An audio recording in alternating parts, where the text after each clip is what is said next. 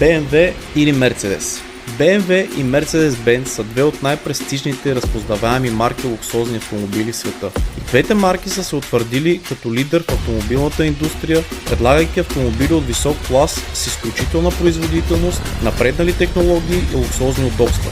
Въпреки че и двете марки споделят сходни качества, между тях има разлики, които ги отличават. И аз споделете в коментарите на коя марка сте фен вие, за да си направим една малка статистика.